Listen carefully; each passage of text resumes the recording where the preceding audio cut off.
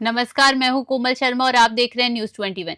ठाकुर श्री बाके बिहारी जी मंदिर की high powered management committee की नवम बैठक 15 दिसंबर को लक्ष्मण शहीद स्मारक भवन वृंदावन में संपन्न हुई। बैठक की अध्यक्षता न्यायमूर्ति अशोक कुमार ने की।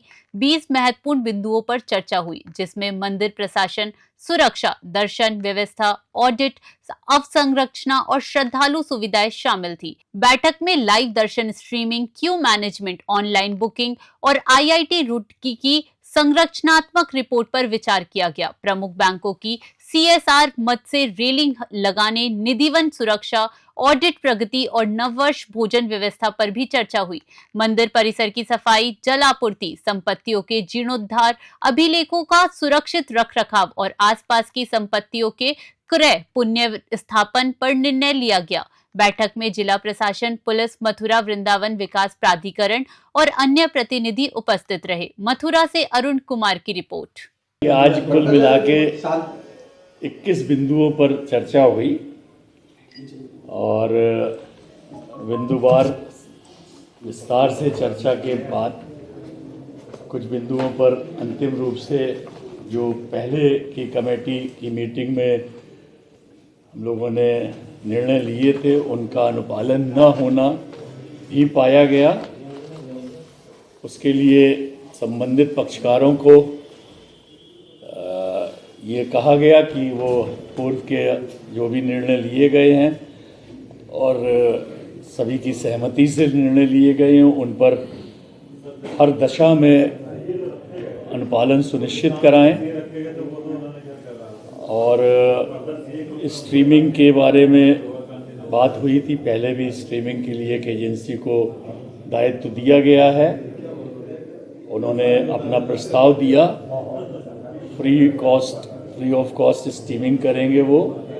उनको निर्देश दिए गए कि वो अपने द्वारा जो स्ट्रीमिंग की व्यवस्था है, उन्होंने 2 माह के अंदर उसके लिए व्यवस्था करने के लिए सहमति व्यक्त की।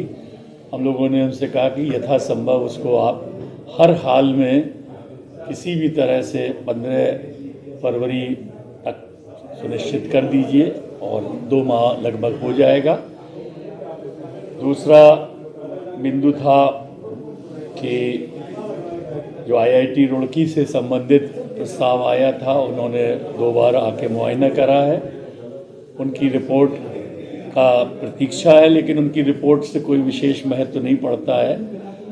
तो ये जो अंदर रेलिंग की व्यवस्था करनी है, उससे संबंधित जो वेंडर हैं वो आए थे, उन्होंने अपने सामान को दिखाया। अच्छा उनका पूरा वो प्रतीत हुआ और उसमें ये बात आई कि कुछ ऐसी कि बंद करिए, दरवाज़ा बाहर कर दिए जो लोग जो भी है, उसमें ऐसी कुछ चीज़ें और प्रगतिशील होनी हैं, जैसे कि जो अर्धनिर्मित एक बना हुआ सा खड़ा हुआ है, उसको आगे क्या ऐसी व्यवस्था करी जाए कि उधर से भी रेलिंग की व्यवस्था कराई जाए, जिससे कि 400 से 500 दर्शनार्थी का मूवमेंट और आसान हो जाएगा।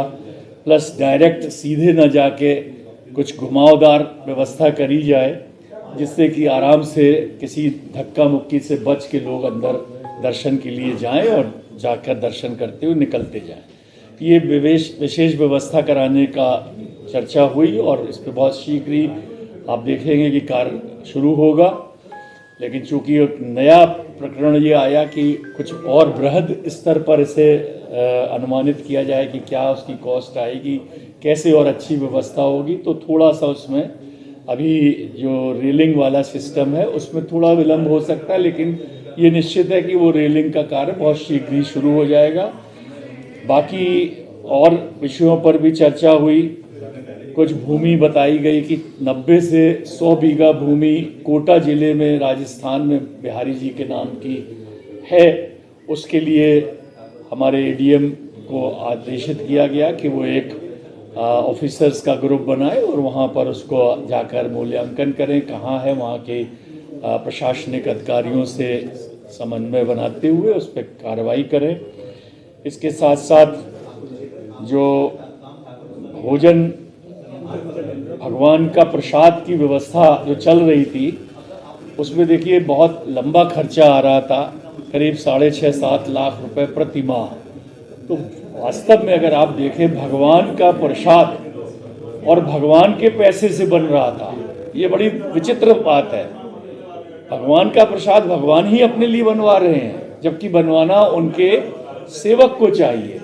तो अब इस तरह से व्यवस्था करी जा रही है और बहुत शीघ्र शुरू की जाएगी कि 8 बार भगवान का भोग लगता है, सुबह से रात्रि तक, शयन तक। हर समय के भोग का विवरण बनेगा और उसमें कोई ना कोई भगवान का सेवक और उनका जो इतने लोग यहाँ आते हैं, आप जानते हैं कितना भगवान का बड़ा यहाँ रूप है, तो वो सेवादार जो हैं वो उसकी सेवा अपने जो उनके दर्शनार्थी आते हैं, उनके जो सेवार्थी आते हैं, उनके माध्यम से सुनिश्चित की जाएगी।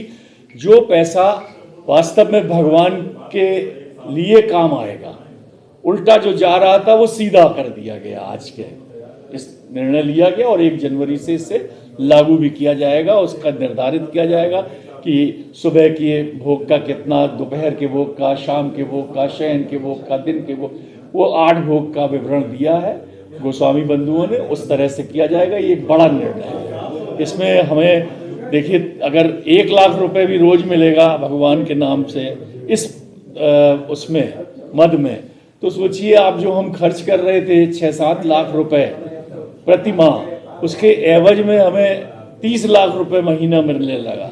ये बहुत बड़ा अच्छा काम है, आप लोग भी समझ रहे हैं इसका क्या अर्थ है। कुछ और बिंदुओं पर भी चर्चाएं हुई। सेवा पूजा में जो इन्होंने समय पर नहीं खोलने का कार्य किया है, उसके बारे में भी पहले का रिकॉर्ड आया। जो हम लोगों ने ऑडिटर नियुक्त किया, उसने अपनी जो आज ऑडिट रिपोर्ट दी वो बड़ी आंख खोलने वाली थी कि बहुत से चीज़ों पर मदों का दुरुपयोग सा प्रथम दृष्टया लगता है कि उस पैसे का बहुत विकट रूप से दुरुपयोग किया गया है। उनका उल्लेख उसने अपनी इस ऑडिट रिपोर्ट में किया है। ये देखिए, ये एक ऑडिट रिपोर्ट है जो सीए ने अपनी दी है आज। इसमें कई बिंदुओं पर उसने विस्तार से चर्चाएं की हैं।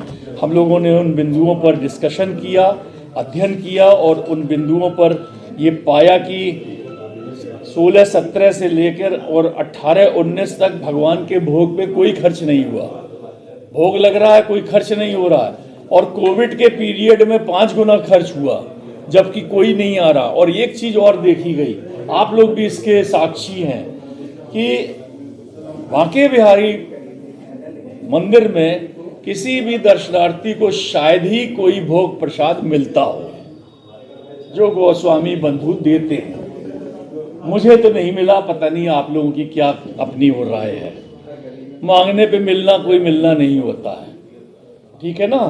तो प्रसाद हर मंदिर में जब चढ़ता है तो दर्शनार्थी को, श्रद्धालु को मिलना चाहिए।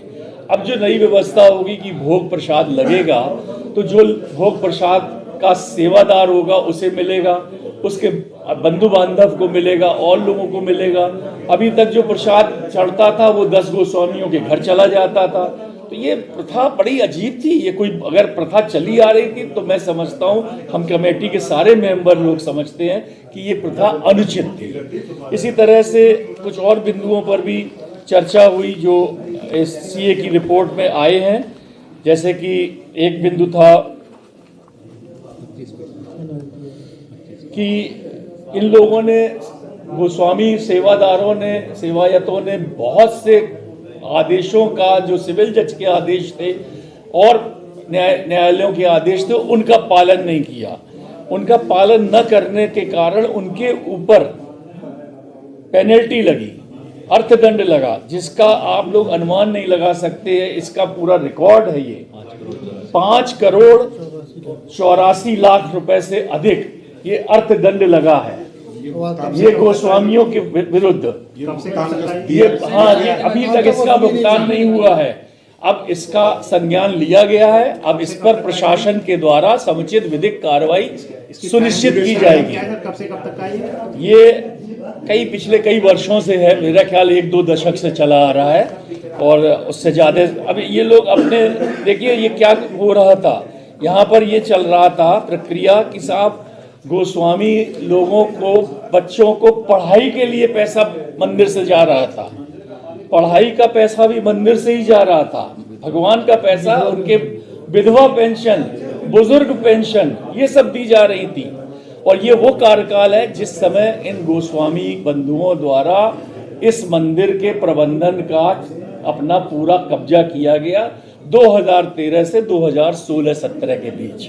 ये सारे विवरण इस रिपोर्ट में है। अभी तो ये प्राथमिक रिपोर्ट है, विस्तृत रिपोर्ट शीघ्र ही आएगी।